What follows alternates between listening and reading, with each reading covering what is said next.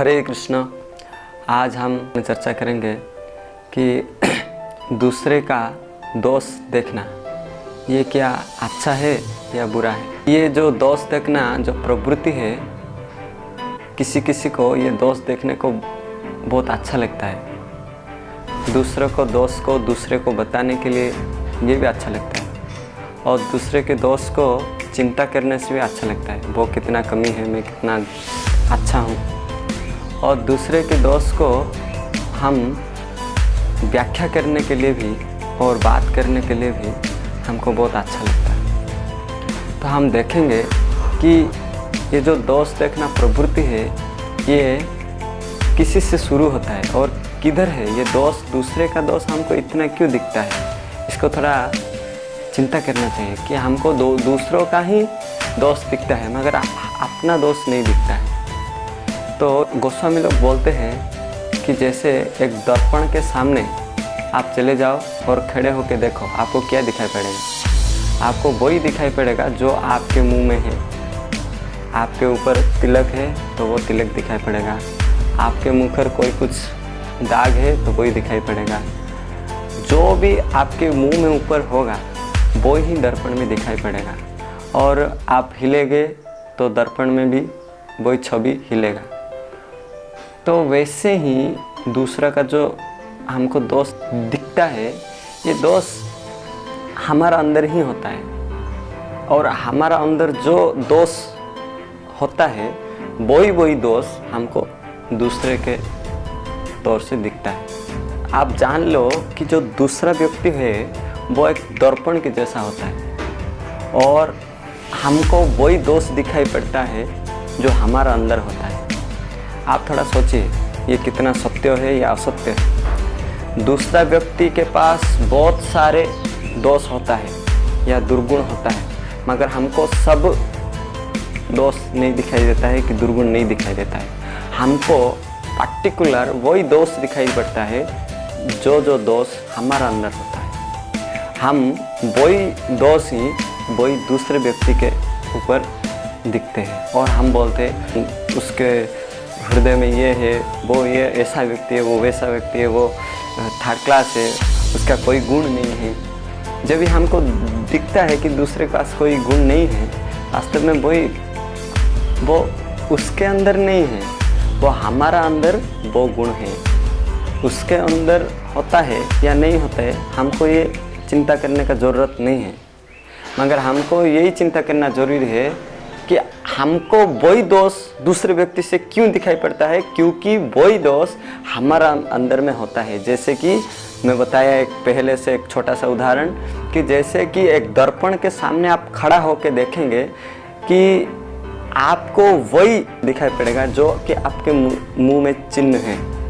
आप जैसे हो, आपका मुख जैसा है और दूसरे जो दर्पण होता है उसके ऊपर भी आप वैसे ही दिखाई पड़ेंगे, कोई अलग नहीं दिखाई पड़ेंगे। आप वाइट हो वो दर्पण में ब्लैक नहीं आएगा, आप ब्लैक हो तो दर्पण में वाइट नहीं आएगा। ये नहीं हो सकता है क्योंकि दर्पण कभी झूठ नहीं बोलता है, हम सब जानते हैं। इसी प्रकार जो दोष दूसरे का हमको दिखता है, ये दूसरे का दोष नहीं है, वो हमारा खुद का दोष होता है।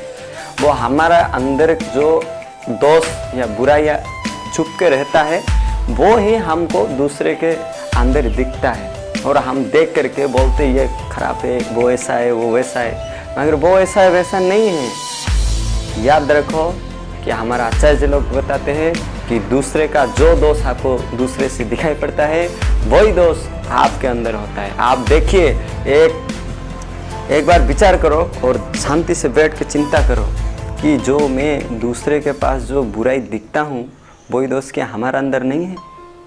एक बार तो अपने को प्रश्न पूछो कि वो आपके अंदर है कि नहीं, आप समझ पाओगे। जरूरी होगा वही दोष जो आप दूसरे से दिखेंगे।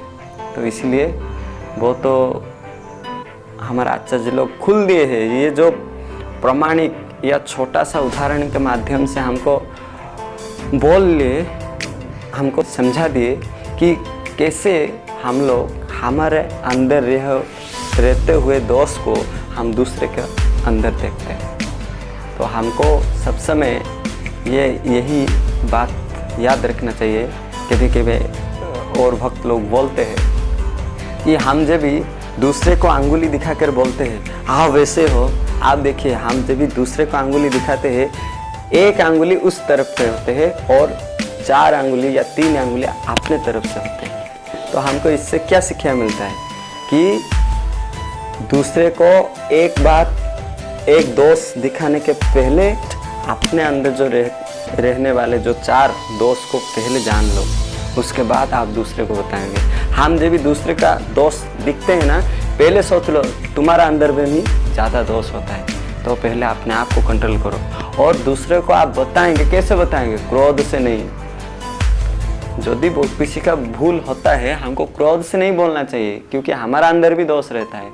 हमको सिर्फ उसको थोड़ा फ्रेंड के जैसे हाथ जोड़ के नम्र भाव में बताना चाहिए, प्रभु आप जो कर रहे हैं ये ठीक नहीं है, ऐसे करने से आपका ही बुराई होगा। ऐसे आनंद से या उनके हित को सोच करके, हमको प्रार्थना करके उसके बारे में बताने के लिए हमको हक दिया गया है। हमको सब समय दूसरे को उनका दोष बोलने से पहले सोचना चाहिए कि हमारा अंदर वही दोष है और आज हम नहीं किए हैं तो कल भी कर सकते हैं, ये कोई बड़ी बात नहीं है। तो इस संसार में जो भी आया है, कभी कभी कैसे भी ये बद्ध जीव का कुछ ना कुछ दोष होता ही रहता है और भूल भी हो जाता है, मगर इसको हम दूसरे से देख करके विचलित नहीं होना चाहिए, क्योंकि हमारा अंदर भी बहुत सारे दोष हैं। इसीलिए हमको सिर्फ दूसरे का दोष को अंगुली दिखा के नहीं बोलना चाहिए, अपना का भी दोष को मन में रखना चाहिए और उसको सब समय चिंतन करना चाहिए। मेरे पास यही दोष है, मेरे पास यही दोष है, मेरे पास यही दोष है। और दूसरे का दोष के बारे में चिंता हमको नहीं करना चाहिए, क्योंकि इस संसार में हम इसलिए आए हैं कि हमको शोधन करने के लिए, खुद को शोधन करने के लिए, और दूसरे व्यक्ति को उनके गुरु है उसको शोधन करेंगे, मगर हमको इस संसार में आए हैं हम खुद को शोधन करने के लिए। इसलिए सब समय आप शांत रह जाओ। इस संसार में ये कलिकाल है ना, इस कलिकाल में शास्त्र में बताया गया है कि कलौ दोष निधि राजन। इस कलयुग में सबके अंदर दोष भरपूर मात्रा में है। आप जिधर भी जाओ दोष होगा ही होगा। आपको जहाँ भी जाओ, जिधर भी जाओ, जितना शुद्ध वातावरण सोच के भी क्यों ना जाओ, उधर भी आपको दोष मिलेगा ही मिलेगा, क्योंकि ये कलयुग है। ये मेरा बात नहीं है, ये भागवतम का बात है। तो इसीलिए हमको सब समय दोष के बारे में ज़्यादा चिंता नहीं करना चाहिए, क्योंकि ये दोष हमारे अंदर में ही होता है। तो हमको क्या करना चाहिए? सब समय भगवान को प्रार्थना करना चाहिए, प्रभु हमारा अंदर जो अनर्थ होता है, जो दोष होता है, इसको कैसे मैं धीरे धीरे शुद्ध करके आपके चरण कमल पर मेरा मन स्थिर कर पाऊँगा, इसको थोड़ा मेरे को रास्ता दिखाइए और मैं कैसे इस रास्ते में आगे बढ़ सकता हूँ, इसको मेरा जीवन में पथ प्रदर्शित कीजिए। आपका जो वैष्णव लोग है इस संसार में, जो आपके वाणी प्रचार करते हैं और वो जो शुद्ध है, उसको हमारे पास भेजिए और वो कैसे हमको शुद्ध कर पाएंगे वैसे उनको आप बुद्धि दीजिए। और मेरे को भी इतना शक्ति दो कि मैं उनके आदेश को कैसे पालन करके मेरा जीवन को अनर्थ से मुक्त करके, दोष से मुक्त करके कैसे आपके चरण कमल पर मन स्थिर कर पाऊँगा। ऐसे हमको अंदर से प्रार्थना करना चाहिए। ऐसे प्रार्थना करने से ही हम दोष मुक्त हो सकते हैं, और हम जब भी दोष मुक्त हो जाएंगे तो दूसरों का दोष हमको कभी भी दिखाई नहीं पड़ेगा और हम सरल हो सकते हैं। सरल व्यक्ति किसी को बोला जाता है? आप देखिए, सरल व्यक्ति उसको कहा जाता है, जब एक छोटा बच्चा का उदाहरण लिया जाए कि वो कभी भी दोष दिखता है मगर किसी को बताता नहीं और खुद भी चिंता नहीं करता है, वो खुश रहता है। उसी प्रकार हम भी किसी का दोष दिखेंगे ना, इतना ज़्यादा आलोचना नहीं करेंगे। उसको भी हमारा अधिकार नहीं है तो नहीं बोलना चाहिए, और अधिकार है भी तो कूल माइंड में उसको बोलना चाहिए, वैसे वो जैसे वो सुनेगा, नहीं तो नहीं बोलना चाहिए। वैसे करने से हो सकता है कुछ सहयोग आप किसी को कर सकते हैं, और या अपने आप को सजग या अपने आप को बचा के रख सकते हैं। इसीलिए ज़्यादा चिंता नहीं करना चाहिए किसी के दोस्त के बारे में चिंता। खुद को बचा लो भाई, खुद को बचा लो, यही जीवन है। हरे कृष्ण।